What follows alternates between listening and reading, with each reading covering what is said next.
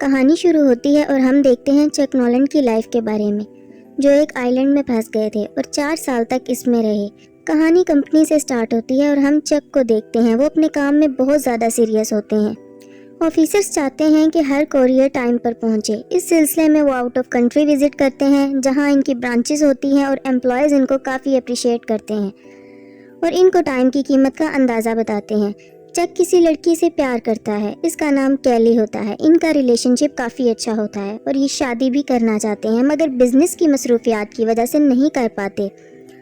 Christmas بھی قریب ہے اور چک کو ملائیشیا کام پڑ جاتا ہے، اسے کمپنی کے سلسلے میں جانا ہوتا ہے۔ چک کیلی سے کہتا ہے میں نیو ایئر پر ضرور آ جاؤں گا۔ کیلی کہتی ہے میں کرسمس کیسے گزاروں گی؟ چک اسے منا لیتا ہے۔ چک اور کیلی ایک دوسرے کو کرسمس کا تحفہ دیتے ہیں۔ کیلی چک کو ایک گھڑی دیتی ہے، اس میں کیلی کی تصویر ہوتی ہے۔ اب چک ملائیشیا کے لیے نکل جاتا ہے اور راستے میں ہی بہت طوفان آ جاتا ہے، جس کی وجہ سے ان کا پلین کریش ہو جاتا ہے اور یہ پلین کمپنی کا پرسنل ہوتا ہے۔ پلین میں 4 لوگ اور بھی ہوتے ہیں اور یہ پلین ایک پیسیفک اوشن میں گر جاتا ہے اور ان میں صرف چک ہی بچتا ہے۔ سمندر کا تیز طوفان چک کو بہا کر لے جاتا ہے اور جب صبح اس کی آنکھ کھلتی ہے تو وہ ایک کشتی پر ہوتا ہے اور آس پاس کچھ نہیں ہوتا۔ وہاں چک پریشان ہو جاتا ہے، وہاں چک بے حد آوازیں لگاتا ہے، مگر کوئی انسان کا نام و نشان وہاں نہیں ہوتا۔ اب وہ زمین پر بڑا سا کر کے ہیلپ لکھ دیتا ہے تاکہ اوپر سے گزرتا کوئی پلین اسے دیکھ کر اس کی مدد کو آ جائے۔ رات بہت ہو جاتی ہے اور وہ سو جاتا ہے۔ اگلے دن وہ اٹھتا ہے تو دیکھتا ہے کہ اس نے ریت پر ہیلپ لکھا تھا وہ مٹ جاتا ہے۔ اب وہ لکڑی سے ہیلپ لکھتا ہے، اسے یقین ہوتا ہے کوئی اسے ڈھونڈنے ضرور آئے گا اور اس نشان کو دیکھ کر وہ اس جگہ آئیں گے۔ اب چک کو بھوک محسوس ہوتی ہے اور کمپنی کا جو بھی سامان بہہ کر آتا ہے اس میں کھانے کا کچھ بھی نہیں ہوتا۔ اب چک کو کسی چیز کی آواز محسوس ہوتی ہے۔ جب وہ ادھر ادھر دیکھتا ہے تو ایک ناریل زمین پر گرتا ہے، اسے پتہ چل جاتا ہے کہ یہ ناریل کی ہی آواز ہے۔ اب پینے کے لیے اسے ناریل پانی کے علاوہ وہاں کچھ نظر نہیں آتا، وہ اسی کو پی کر گزارا کرتا ہے۔ چک کو یہاں 3 دن گزر چکے ہیں۔ سمندر میں پتھروں کی وجہ سے اس کے پاؤں بھی زخمی ہو چکے تھے، اس کے پاؤں میں جوتے نہیں ہوتے۔ اب وہ اپنی پینٹ کو آدھا کاٹ کر اپنے پاؤں میں لپیٹ لیتا ہے تاکہ اس کے پاؤں میں درد نہ ہو، اور اسے وہاں ایک بہت اونچی چوٹی نظر آتی ہے۔ وہ فیصلہ کرتا ہے وہ اس پر ضرور چڑھے گا۔ جیسے ہی وہ دیکھتا ہے کہ وہ کیسے اوپر چڑھ سکتا ہے اور اندازہ لگا کر وہ چوٹی پر چڑھنے میں کامیاب ہو جاتا ہے۔ اب اسے اوپر سے سمندر میں کوئی چیز تیرتی ہوئی نظر آتی ہے۔ جب وہ واپس نیچے آتا ہے تو دیکھ کر حیران رہ جاتا ہے کہ وہ اس کے پلین کے پائلٹ کی ڈیڈ باڈی تھی۔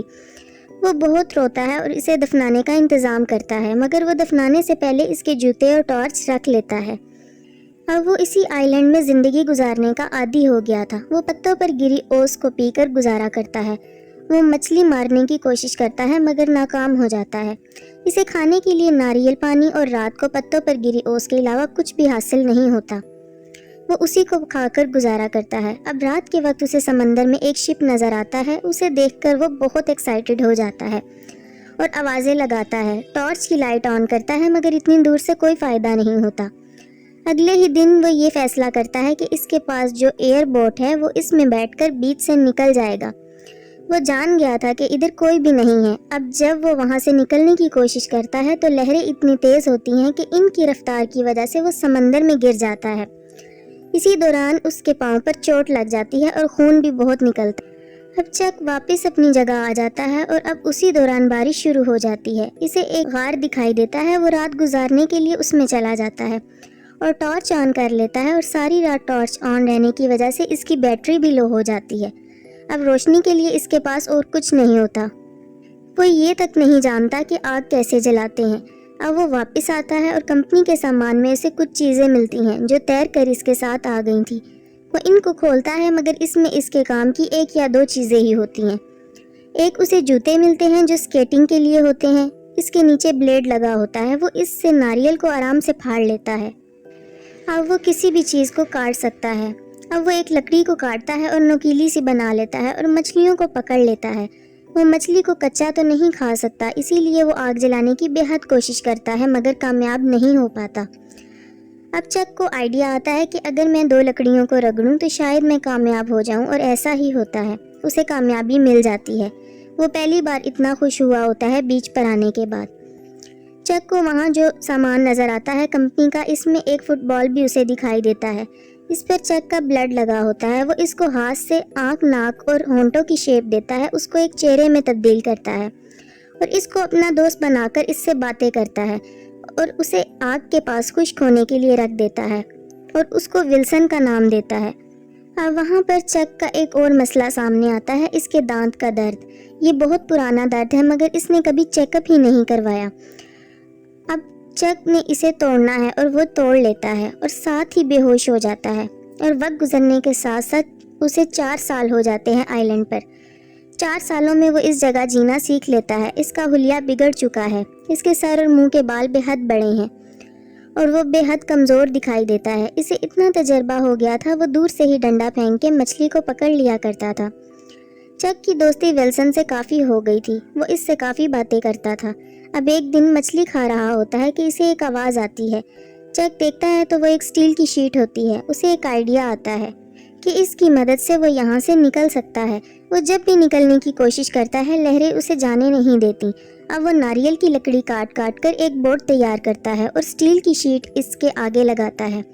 حالانکہ بورڈ تیار کرنا آسان نہیں تھا، اور وہ یہ فیصلہ کرتا ہے کہ جب ہوائیں کم ہوں گی تو وہ نکلنے کی کوشش کرے گا، اور شیٹ کو وہ بوٹ کے آگے لگاتا ہے تاکہ جب وہ بوٹ میں بیٹھے تو شیٹ کی مدد سے پانی کو دھکیل سکے اور وہ آگے جا سکے۔ چک ولسن کو اندر رکھتا ہے اور نکل جاتا ہے۔ راستے میں بڑی بڑی لہروں کا مقابلہ بھی کرتا ہے، مگر ابھی بھی وہ سمندر باقی ہے۔ وہ نہیں جانتا کہ زمین کب آئے گی۔ چک کے اندر ایک امید تھی کہ شاید اب وہ گھر پہنچ جائے گا، مگر یہ سب آسان نہیں تھا۔ سمندر میں اسے بہت برے حالات دیکھنے کو ملتے ہیں۔ کھانے کا گزارا تو وہ کر لیتا ہے، کھانے کے لیے مچھلی اور پینے کے لیے بارش کا پانی جمع کر لیتا ہے۔ بارش کا پانی جمع ناریل میں کرتا ہے، اس نے اپنے پاس رکھے ہوتے ہیں اور بچا کر رکھتا ہے تاکہ مشکل میں وہ اس کے کام آئے۔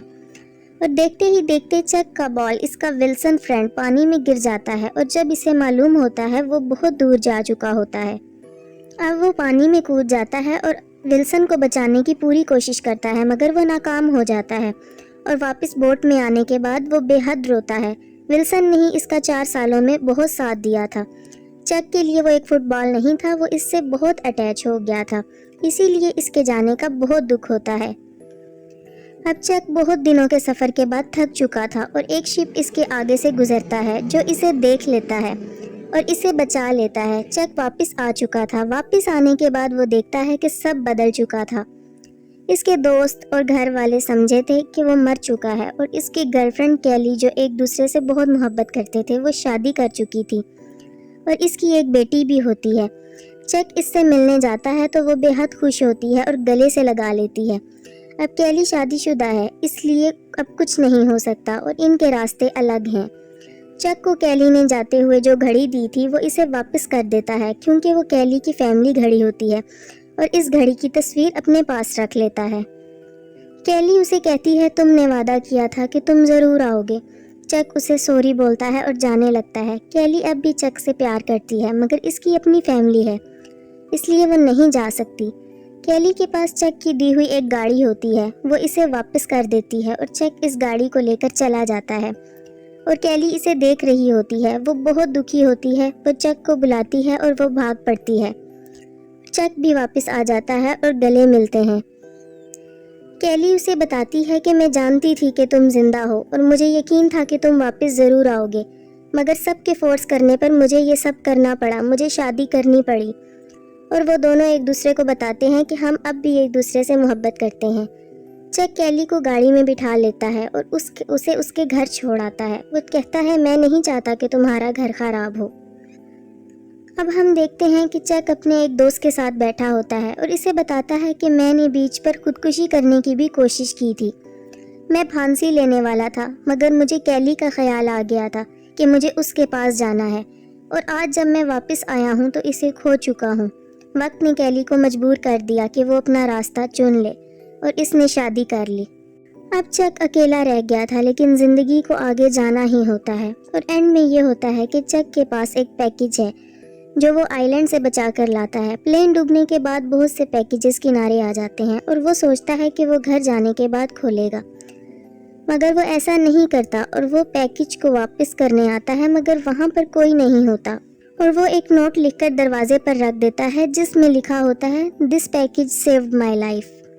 اور وہاں سے چلا جاتا ہے۔ چک کو اب ہم ایک کچے راستے کی طرف دیکھتے ہیں اور وہاں وہ میپ دیکھ رہا ہوتا ہے کہ وہ کہاں جائے، تو ایک لڑکی آتی ہے اور اسے راستہ بتاتی ہے۔ اس کی گاڑی پر بھی وہی ونگز کا نشان ہوتا ہے جو پیکج پر ہوتا ہے۔ اب چک اس کا پیچھا کرتا ہے تو وہ اسی گھر جاتی ہے جہاں چک نوٹ لکھ کر رکھایا تھا، اور اس نے بھی اپنا پارٹنر کھو دیا ہوتا ہے۔ اب چک اور بیٹینا ہو سکتا ہے فیوچر میں مل جائیں۔ چک کی آنکھوں میں ایک امید ہوتی ہے اور فلم کی کہانی ختم ہو جاتی ہے۔